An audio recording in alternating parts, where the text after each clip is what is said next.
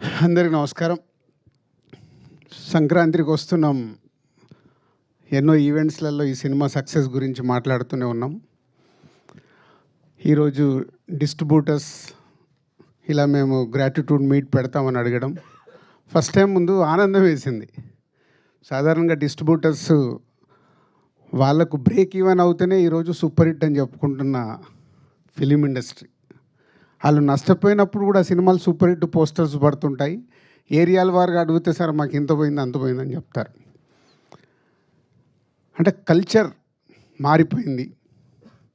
ఇందాక శిరీష్ చెప్పినట్టు ఎప్పుడో మేము తొలి ప్రేమ సినిమా చేసినప్పుడు దానికి 100 days ఫంక్షన్లు చేసినప్పుడు షీల్డ్స్ ఇచ్చి అప్పుడు మాట్లాడిచ్చేవారు. సో ఈ డిస్ట్రిబ్యూషన్ సిస్టమే మొత్తం మారిపోతూ ఏరియాకి ఇప్పుడు ఒకరో ఇద్దరో మిగిలితే గొప్ప అనే పరిస్థితికి వచ్చింది. ఎందుకంటే 90% ఫెయిల్యూర్స్ ఉండే ఇండస్ట్రీ ఇది. జస్ట్ 10% మన సక్సెస్ పర్సంటేజ్.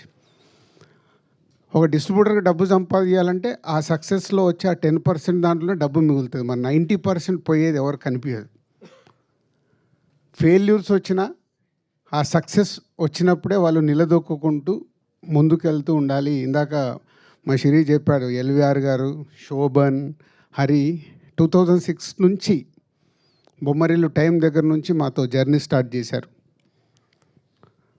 సక్సెస్లు ఉన్నాయి, మధ్య మధ్యలో మాకు అప్ అండ్ డౌన్స్ ఫెయిల్యూర్స్ ఉన్నాయి. అన్నీ తట్టుకుంటూ వాళ్ళు మాతో కంటిన్యూ అవుతూనే ఉన్నారు. అంటే 20 సంవత్సరాలు ఒక డిస్ట్రిబ్యూటర్ ఒక ప్రొడ్యూసర్తో కంటిన్యూ అవ్వడం అనేది నాకు తెలిసి ఫిలిం ఇండస్ట్రీలో వీళ్ళు తప్పితే ఎవరూ లేరు. ఒకప్పుడు భార్గవ్ అవార్డ్స్ అన్న ఇలాంటి పెద్ద పెద్ద సంస్థలు అప్పుడు ఉన్నప్పుడు వాళ్ళతో కొందరు డిస్ట్రిబ్యూటర్స్ కంటిన్యూ అయ్యేవారు. ఆ కల్చర్ పోయిన తర్వాత వీళ్ళే ఇదే చివరిది కూడా అనుకుంటున్నాను నేను. ఇలా 20-25 years జర్నీ చేయడం ఒక ప్రొడ్యూసర్స్తో డిస్ట్రిబ్యూటర్స్ అనేది ఇంపాసిబుల్. ఎందుకంటే మా 30 years ఎక్స్పీరియన్స్లో కూడా 22 సంవత్సరాల నుంచి మేము ప్రొడక్షన్ స్టార్ట్ చేసిన తర్వాత 30 సంవత్సరాల మా డిస్ట్రిబ్యూటర్స్గా ఎక్స్పీరియన్స్. మాకు కూడా వెనక్కి తిరిగి చూస్తే 20 ఏళ్ళ నుంచి మాకు ఎవరన్నా ప్రొడ్యూసర్స్ ఉన్నారని వెతుకుతే నాకు కనిపించట్లా. సో అది థ్యాంక్ యూ ఎల్విఆర్ గారు, హరి అండ్ శోభన్ గారు. అండ్ సంక్రాంతికి వస్తున్నాం. నేను ఒక ప్రెస్ మీట్ పెట్టాను, మీ అందరితో ఇంటరాక్ట్ అయ్యాను సంక్రాంతి రిలీజ్ ముందు. సో 2 సినిమాలు రిలీజ్ ఉన్నాయి, కమ్బ్యాక్ అవ్వబోతున్నామని. అవుతామో లేదని తడబడే లోపే అనిల్, ఎందుకు సార్ మీరు అంత కాన్ఫిడెన్స్గా మీరు స్టేట్మెంట్ ఇచ్చిన తర్వాత అవ్వకుండా ఎలా పోతుందని సంక్రాంతికి వస్తున్నాంతో ఒక సెన్సేషనల్ హిట్. ఇందాక హరి చెప్పాడు, అంటే ఒక 72 daysలో ఒక సినిమాని డైరెక్టర్గా అనిల్ డిజైన్ చేసి వెంకటేష్ గారు లాంటి ఒక సీనియర్ ఎక్స్పీరియన్స్ హీరోతో వాళ్ళు ప్లాన్ చేసి ఒక బాల్ని 6 కొడితే ఎలా ఉంటుందో ప్రూవ్ చేశారు. అంటే బడ్జెట్లు ఇంపార్టెంట్ కాదు, కథలే ఇంపార్టెంట్. కానీ ఇది మర్చిపోతాం. మేమన్నీ కూడా కథలతో మొదలుపెట్టిన సినిమాలే కొత్త దర్శకులతో తీసినప్పుడే మేము మా సంస్థలో ఎన్ని క్లాసిక్స్ వచ్చాయో, ఎన్ని సక్సెస్లు వచ్చాయో అందరికీ తెలిసిందే. మేము కూడా అందరిలాగా కాంబినేషన్ సినిమాలకని అటు కొంచెం లాస్ట్ 4-5 years నుంచి తడబడుతూ ఉన్నాం. మళ్ళీ లేదు మా రూట్ ఇదే కరెక్ట్ అనేది అనిల్ మళ్ళీ మాకు ప్రూవ్ చేసి సరైన దారిలో రహదారి వేసి ఇచ్చాడు. సో ఇదే 2025 సంక్రాంతికి వస్తున్నాం దగ్గర నుంచి మళ్ళీ ఎస్విసి నుంచి అద్భుతమైన సినిమాలు రావటానికి మాకు ఇది ఒక బిగ్ ఎనర్జీ. సో ఈ సక్సెస్ నాకు కూడా చాలా పాఠం నేర్పించింది. అంటే ఒక సినిమా దర్శకుడితో జర్నీ ఉన్నప్పుడు అవి రిజల్ట్స్ ఎలా వస్తాయి అనేది అనిల్తో 6 సినిమాలు చేస్తే ఆ రిజల్ట్స్ ప్రూవ్ చేస్తూనే ఉన్నాయి. మా ఇద్దరి మధ్యలో పెద్ద సంభాషణ ఉండదు. సరే నేను ఇలా అనుకుంటున్నాను, స్టోరీ చెప్పేస్తాడు అనిల్.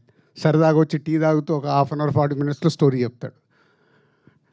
అక్కడే జరుగుద్ది మా కాన్వర్సేషన్. మళ్ళీ దీనికోసం సిట్టింగ్స్ అని ఎప్పుడు ఉండదు. తర్వాత అంతా అయిపోయిన తర్వాత పిలుస్తాడు, సార్ ఎడిటింగ్ అయిందో వచ్చి చూసుకోండి. అంత క్యాజువల్గా. అంటే ఎక్కడ అనిల్తో తీసిన 6 సినిమాల్లో నాకు గుర్తుండి ఎక్కడ ప్రొడ్యూసర్గా నేను స్ట్రెస్ ఫీల్ అవ్వాల. ఒక కంఫర్ట్. అనిల్ కూడా అలాగే ఉంది. సొంత ఎప్పుడు నా సొంత ఫ్యామిలీ, నా సొంత బ్యానర్ అని చెప్తా అంటే దానికే సినిమాకి ఏం కావాలో ఎలా కావాలన్నా నాకు ఇది కావాలి సార్ అని చెప్పి కంప్లీట్ చేస్తుంటాడు. ఇక్కడ ఈ సినిమాలో ఒకే ఒక పాట అడిగాడు, బ్లాక్ బస్టర్ సాంగ్ నేను బాగా తీయాలి సార్, దీనికి నేను అడిగిన బడ్జెట్ ఇవ్వండి అని. అలాగే దాని విజువలైజేషన్లో అద్భుతంగా తీసి ఈరోజు ఈ సినిమాకి అదొక రీజన్ ఇంత పెద్ద సక్సెస్కి. Thank you Anil, thank you very much. Already Shirish మొన్ననే చెప్పేశాడు, ఎక్కడో పడిపోబోతున్న మమ్మల్ని తీసుకొచ్చి నిలబెట్టి మళ్ళీ ఇంకొక 10 సంవత్సరాలు మళ్ళీ తిరుగు లేకుండా సినిమాలు తీస్తాం. ఈ రిజల్ట్స్ 100% వస్తాయి. ఒక సినిమా మీద కష్టపడి చేసినప్పుడు రిజల్ట్స్ వస్తాయని ఎప్పుడూ తెలుసు. అలాంటి స్పీడ్ బ్రేకర్లు మాకు వస్తూనే ఉన్నాయి. సరే, స్పీడ్ బ్రేకర్ కాదు, కోవిడ్ దగ్గర నుంచి గతుకు రోడ్లలో ట్రావెల్ చేస్తున్నాం, మళ్ళీ తార్ రోడ్ ఎక్కించావు. ఈ తార్ రోడ్ జర్నీ కంటిన్యూ అవుతుంది. And thank you Anil and Venkatesh garu, ఈరోజు ఇక్కడ లేరు. బట్ ఎప్పుడు నేను చెప్తుంటాను, ప్రొడ్యూసర్స్కి ఎలా సపోర్ట్ చేయాలి, ఒక హీరోగా సినిమాని ఎలా వేస్టేజ్ లేకుండా కంప్లీట్ చేయించాలి అనేది రామానాయుడు గారు అబ్బాయి కాబట్టి అక్కడి నుంచి వచ్చిన క్వాలిటీస్ అవి. సో ప్రొడ్యూసర్స్కి ఇచ్చే రెస్పెక్ట్ మామూలుగా ఉండదు. అందుకే వెంకటేష్ గారితో 4 సినిమాలు అద్భుతంగా చేయగలిగాం. సో థ్యాంక్ యూ సార్, మీ సపోర్ట్ మీరు ఇచ్చింది ఈ సినిమాకి. మేము వేరే స్ట్రెస్లో ఉన్నా ఎలాంటి స్ట్రెస్ లేకుండా సపోర్ట్ చేసి ఈ సినిమా ఇంత పెద్ద విజయం అవ్వటానికి కారణం మీరు కూడా. అలాగే old team, my technicians, my ఆర్టిస్టులందరికీ thank you very much. Thank you so much Dil Raju garu. So ఆ తర్వాత మా డైరెక్టర్ గారు మాట్లాడతారు. ఆయన గురించి ఒకటే